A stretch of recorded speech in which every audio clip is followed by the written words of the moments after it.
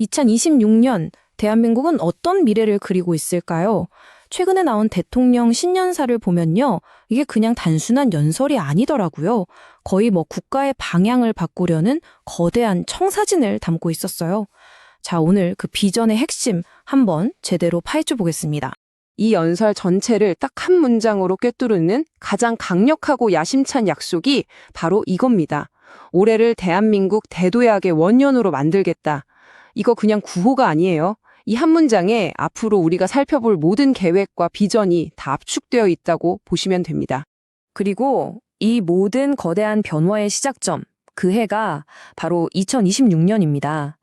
연설에서는 바로 이 해를 역사적인 전환의 출발선으로 딱 못 박고 있는 거죠.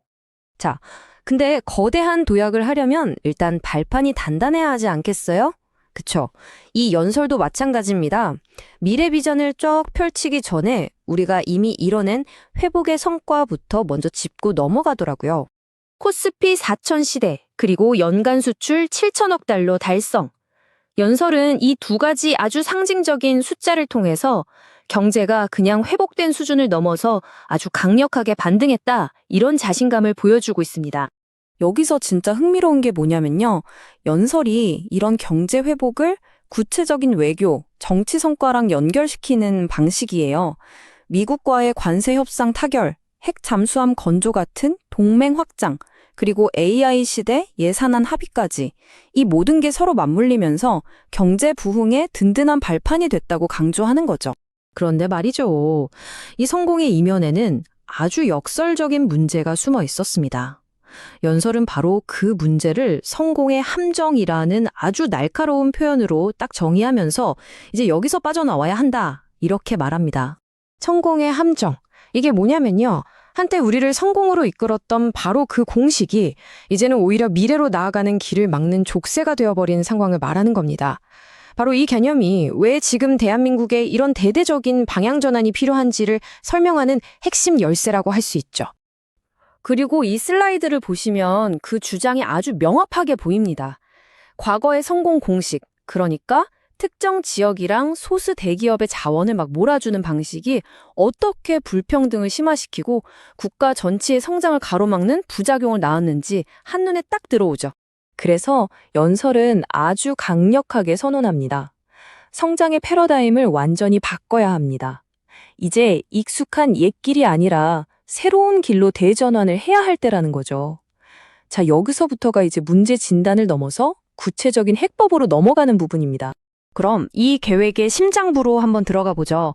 연설은 성공의 함정에서 벗어나기 위해서 국가 운영의 판을 완전히 뒤집는 5대 대전환을 제시합니다.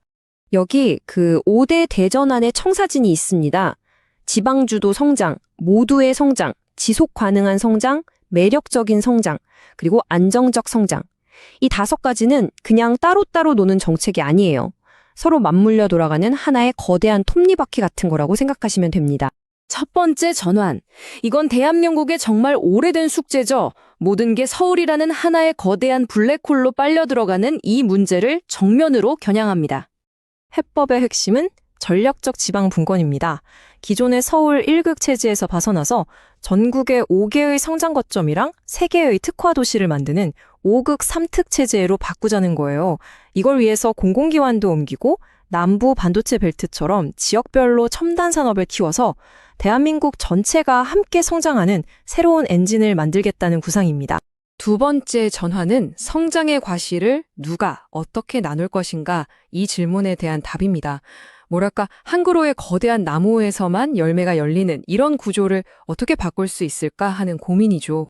여기서 핵심은 국민 성장 펀드입니다. 이제 국민이 직접 국가 발전에 투자하고 그 이익을 돌려받는 길을 열겠다는 거죠. 또 안정적인 일자리만 찾던 사회에서 과감하게 창업하는 사회로 체질을 바꾸고요. 방산이나 원전 수출 같은 대박의 온기가 중소기업과 우리 모두에게 흘러넘치는 그런 선순환 구조를 만들겠다는 약속입니다. 그런데 말이죠. 이런 성장이 다 무슨 의미가 있겠습니까? 연설은 여기서 급속한 발전의 가장 어두운 그림자, 바로 인명경시라는 아주 심각한 문제를 정면으로 마주합니다.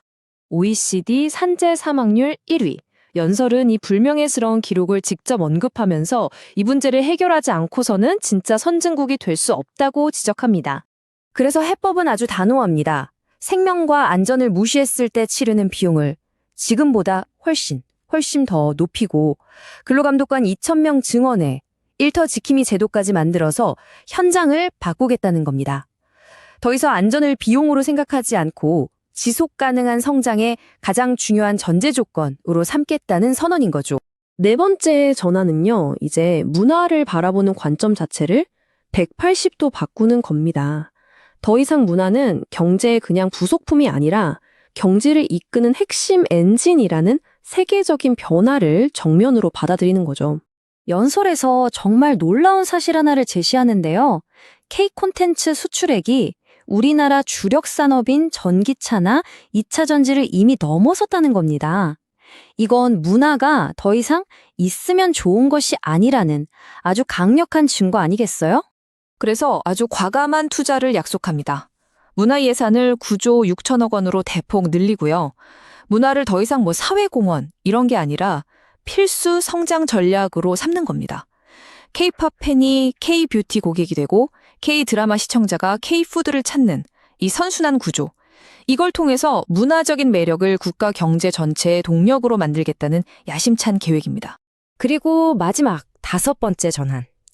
이건 앞서 말한 모든 성장의 가장 근본적인 토대, 바로 안정성에 대한 이야기입니다.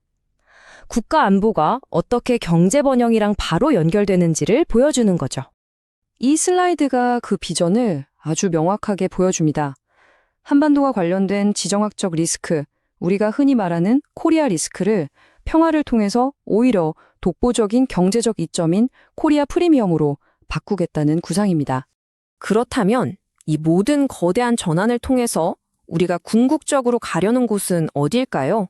최종 목표는 과연 뭘까요? 연설의 마지막은 국력의 정의를 완전히 새로 씁니다. 더 이상 군사력이나 경제 규모가 아니라 5,200만 국민 한 사람 한 사람의 행복이 곧 대한민국의 국력이라고 선언하는 거예요. 국가의 목표가 결국 국민의 행복에 있다는 걸 분명히 아닌 아주 감동적인 마무리라고 할 수 있습니다.